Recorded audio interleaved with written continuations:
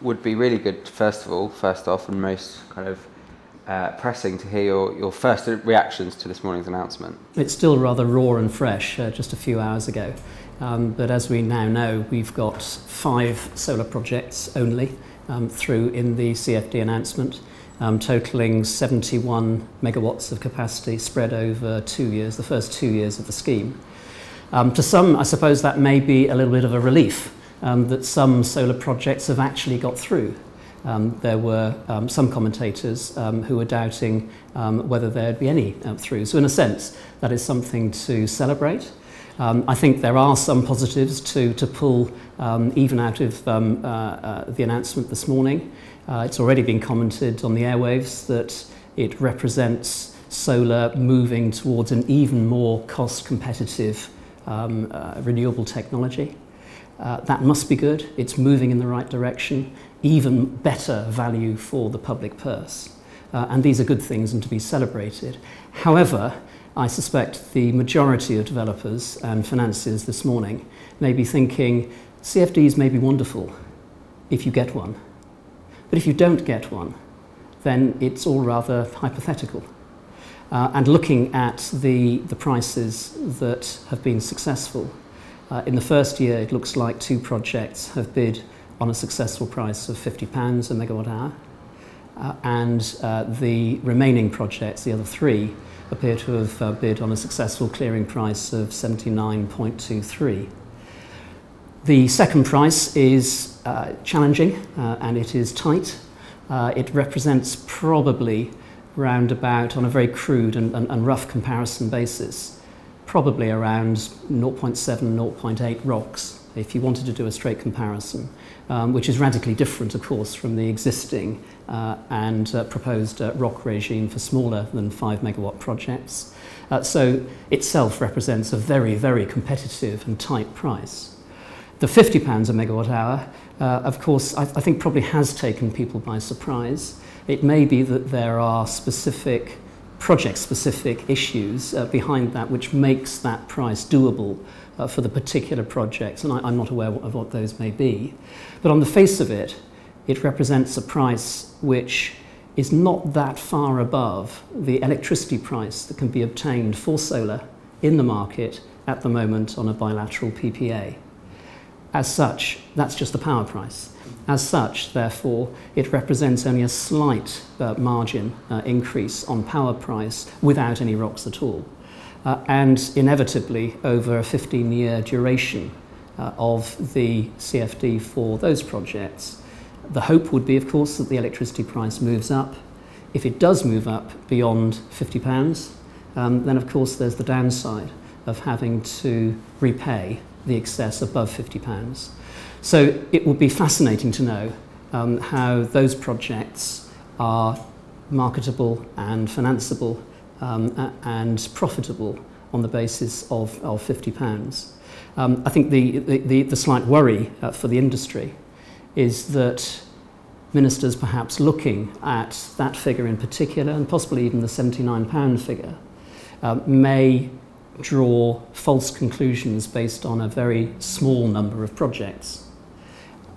They may consider that those are the prices at which all solar projects are doable and can make a reasonable return.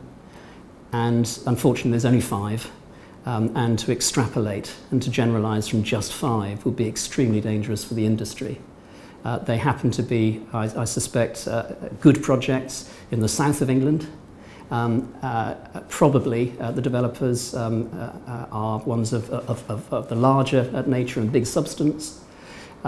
It could well be that smaller developers or projects that are more marginal are thinking today, what's the future for us? If the same rules and the same approach is applied in the next allocation round, I think there will be a lot of disappointed parties.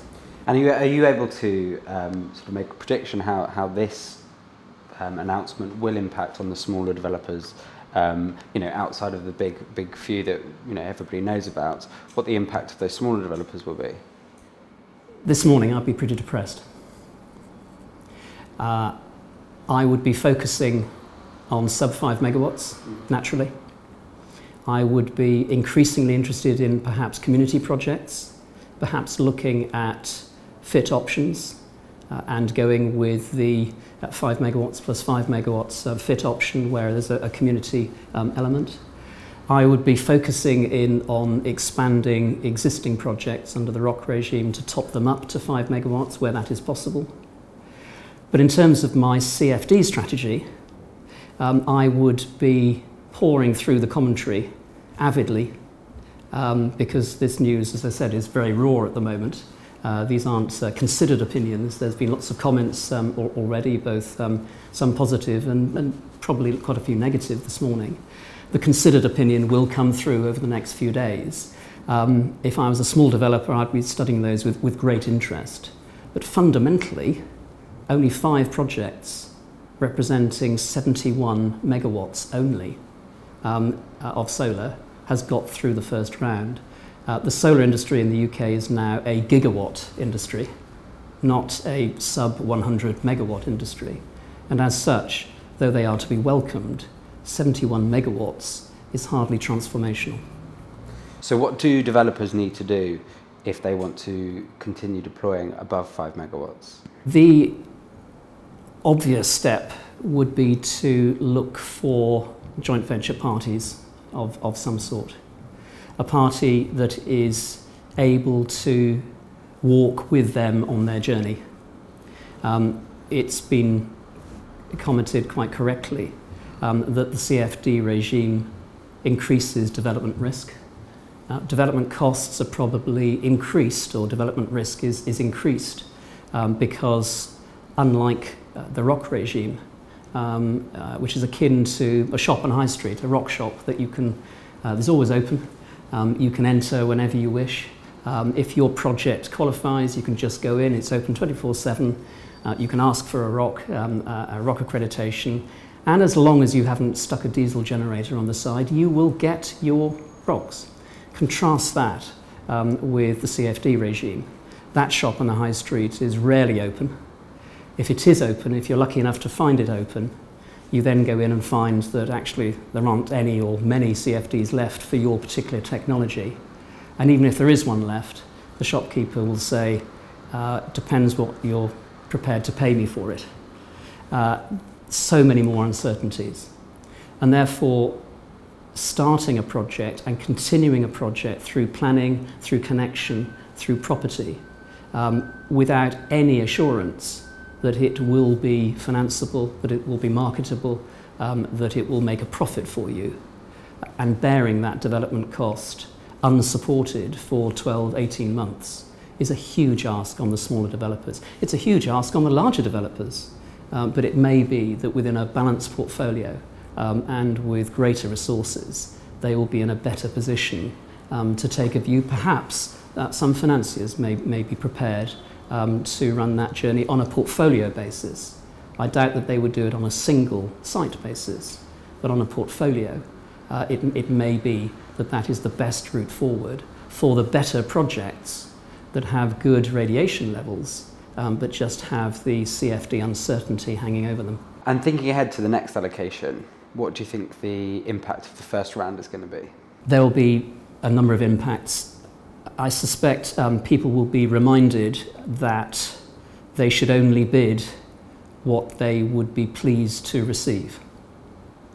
Clearly, bidding at a price that would be unattractive to you if accepted is a very risky strategy. And why have they done it this time, would you speculate? I really don't know, but inevitably in a bid situation, the rules are quite clear that although the clearing price could well be higher than the bid you've put in, it may not be. And if you're, as it were, unlucky enough to have a bid which is accepted at the very lowest level, and you were hoping to be topped up, it may not work that way. It may do, but it may not. So there's a severe risk that a very low bid would be accepted, and therefore, and it must be good practice, that only bid what your Excel sheet says will produce a reasonable return for you. That's what the competitive market is about. If then you fail, you at least know that any lower price wouldn't have given you the return that is acceptable for your project.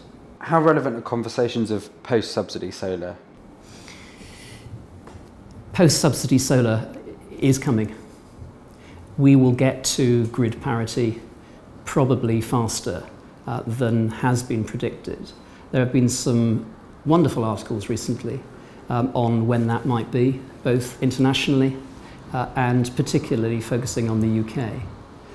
Quite when that will be, nobody can predict with absolute certainty. The risk that we face is if the subsidy is removed too brutally now, if it's anything other than a glide down to grid parity, if it's actually dropping off any kind of a rock face, to mix metaphors, then we risk prejudicing the solid foundations the industry has established in the country to date.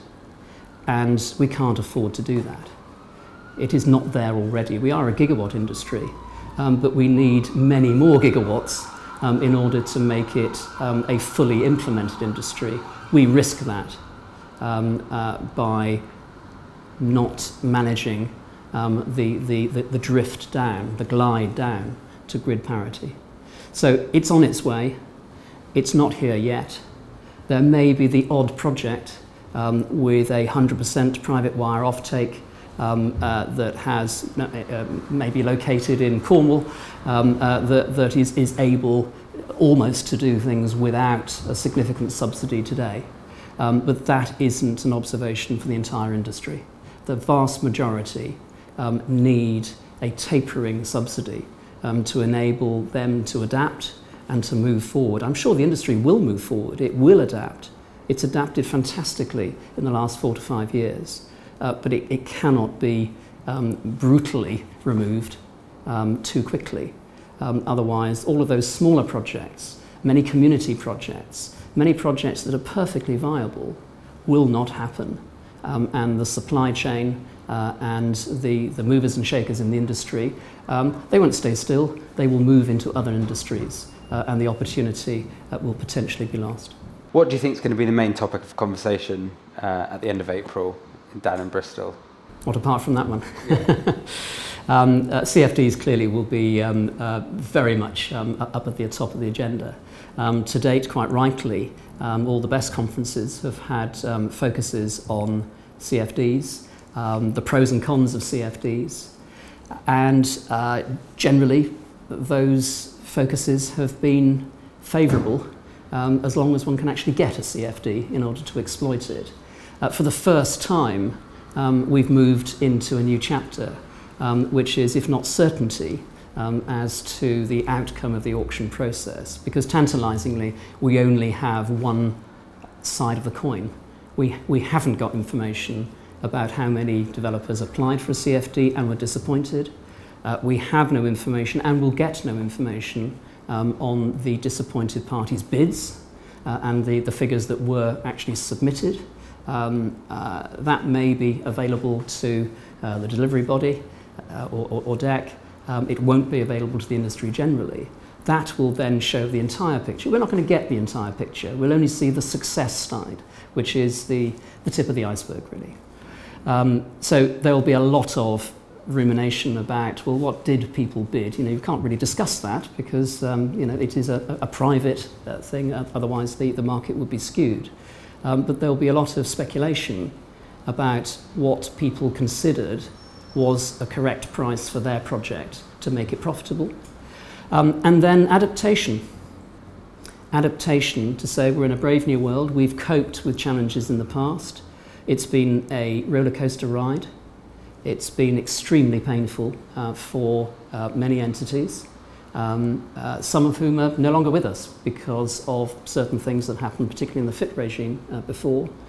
And the strong desire will be to ensure nothing like that happens again, with its flavour of retrospectivity, that any kind of landing is a soft landing. And I suspect that the energies of the industry will be focused on trying to help ensure the next round is dealt with in a different way, which helps solar to have a better outcome. An outcome which is not merely for a very small handful of projects conducted by the larger entities. If it is, and if we continue to get that, we will not see any more 5 megawatt projects except exceptional ones. And we will certainly not see the smaller developers, the community projects, being taken forward on that basis, which may indeed be one of the objectives behind the scenes of the change in subsidy regime. But it is not a declared objective. The declared objective is still to implement a very substantial amount of solar deployment in this country over the next 3, 4, 5 years. There will be clearly a move towards roofs. That has been well flagged. But there aren't too many 5 megawatt plus roofs out there. There are a few, but not too many. And therefore, it will probably signal an increased interest in roof deployment, in clever ground-mounted deployment, probably linking with some innovative storage arrangements, which enable the value of a project to be squeezed further and for the intermittent output to be smoothed and for generation which is generated at non-peak times to be held back and then released to the grid at peak times. That makes perfect sense. That could be transformational for the industry. There are a number of very exciting trial projects out there at the moment. It is the obvious way to go. It will not transform a non-profitable project into a profitable one. For a 5 megawatt site, you need a very big battery. And it will be fascinating to see how that develops over time. I think that will come through and probably will be encouraged to come through more strongly and more quickly due to this change in subsidy regime. You mentioned roofs. What potential do you see for UK solar on commercial rooftop space? There are still substantial opportunities. It's a very exciting space to be in. It is naturally more challenging to do things at altitude than it is at ground level. There are all the existing challenges of doing things on the ground, plus additional construction challenges. There is joint occupation challenges. There are a number of legal challenges that need to be overcome.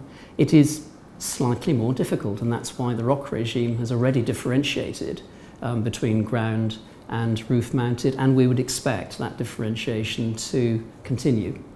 And we would certainly encourage, most people involved in that space would certainly encourage that to develop. It is not an easy project to conclude.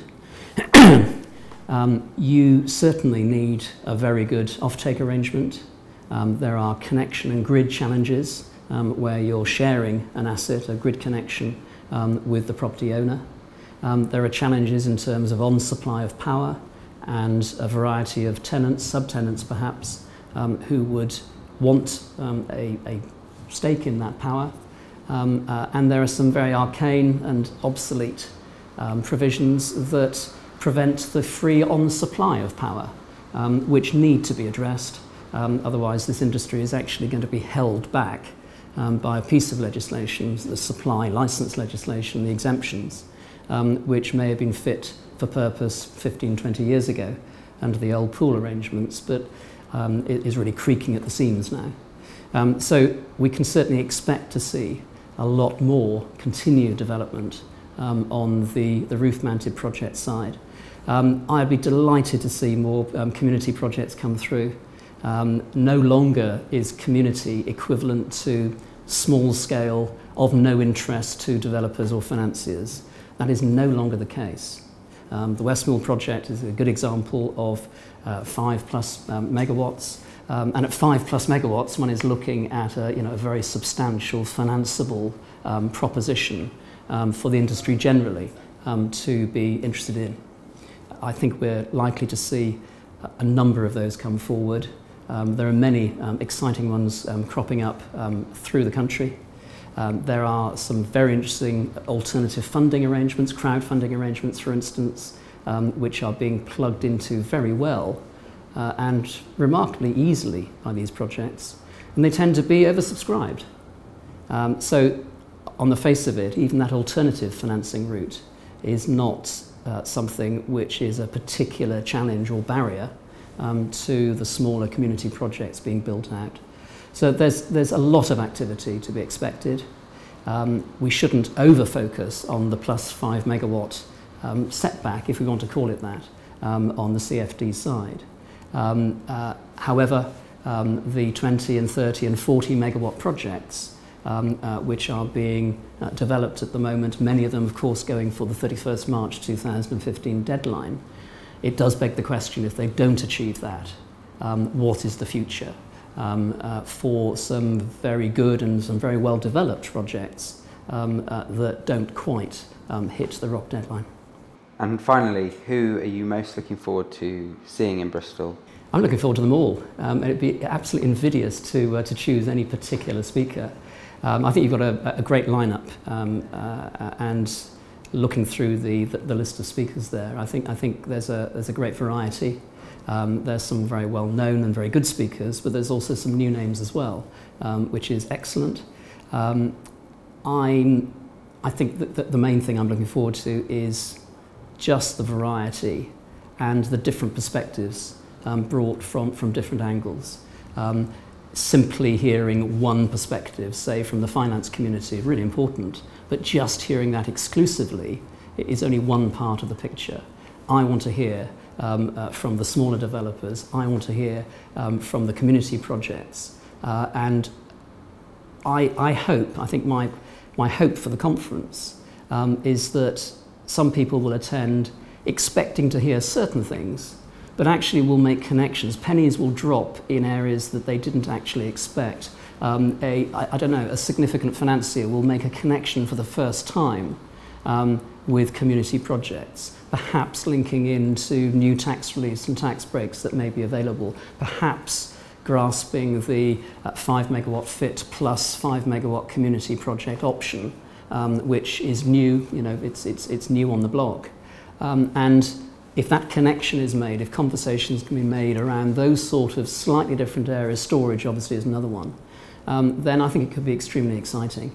So it's not so much a particular speaker who's renowned for speaking well on a particular topic, but it's the variety and the ways in which good speakers, familiar speakers, actually adapt their presentations and update them in the light of both the CFD news, but also the series of consultations, the bits and pieces that are happening, the movability of roof-mounted projects, lots of little consultations, little tweaks to the system, which are happening almost off radar, which when taken together could represent a significant opportunity to continue to squeeze value and deployment out of this wonderful industry.